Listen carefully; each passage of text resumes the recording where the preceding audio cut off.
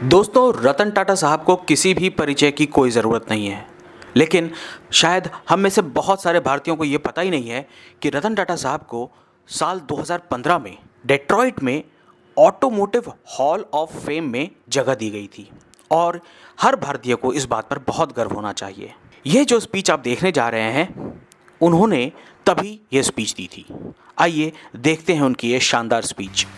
शुक्रिया दोस्तों, आज की शाम यहाँ खड़े होना मेरे लिए बेहद सम्मान और गर्व की बात है। सच कहूँ तो मैं थोड़ा घबराया हुआ हूँ। दोस्तों, मैं आपसे एक बात कहना चाहूँगा। मैंने गुज़रे कई सालों में कई अलग अलग बिजनेसेस में अलग अलग कैपेसिटीज़ में काम किया है, लेकिन सच कहूँ तो ऑटोमोटिव इंडस्ट्री में काम करने का मेरा अनुभव सबसे शानदार, सबसे खुशनुमा और सबसे खूबसूरत रहा। दोस्तों, ऑटोमोबाइल का ये बिजनेस न सिर्फ भावनाओं से बहुत ज़्यादा जुड़ा हुआ है, बल्कि रिवॉर्डिंग भी बहुत ज़्यादा है।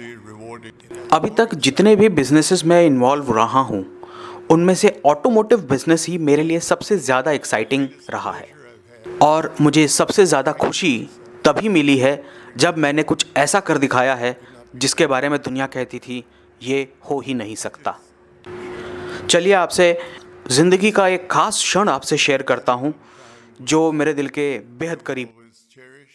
मैंने ये तय किया कि अब टाइम आ गया है कि इंडिया को अपनी कारें खुद प्रोड्यूस करनी चाहिए। मेरे सभी दोस्त, चाहे वो इंडिया के हों चाहे इंडिया के बाहर के, उनका ये कहना था कि ये हो ही नहीं सकता और इसको करने के लिए कोलैबोरेशन ज़रूरी है। टेक्नोलॉजी हासिल करने के लिए, नो हाउ हासिल करने के लिए कोलैबोरेशन ज़रूरी होगी।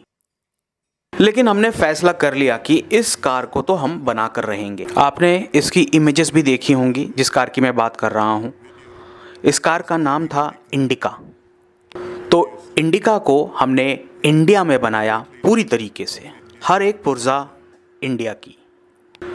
जैसे जैसे हम इस कार को मार्केट में लॉन्च करने के करीब पहुंच रहे थे, मैंने एक चीज़ नोटिस की कि मेरे जितने भी करीबी लोग थे, दोस्त थे, सब ने मुझसे दूरी बनानी शुरू कर दी। शायद असफल इंसान से कोई दोस्ती करना ही नहीं चाहता। और जब ये कार लॉन्च हुई मार्केट में, तो मुझे एकदम से ऐसा लगा कि मेरा इस दुनिया में, इस जग में एक भी दोस्त नहीं है।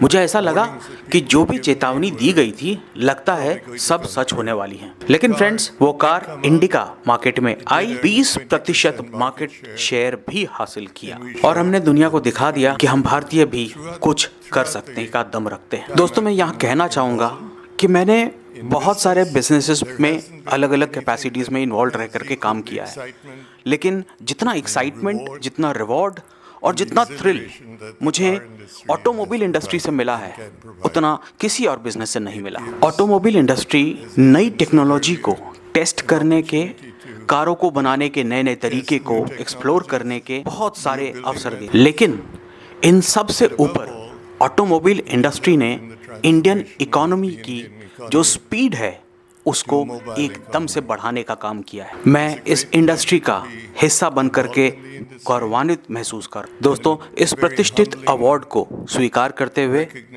मैं आप सभी का शुक्रिया अदा करना चाहूँगा।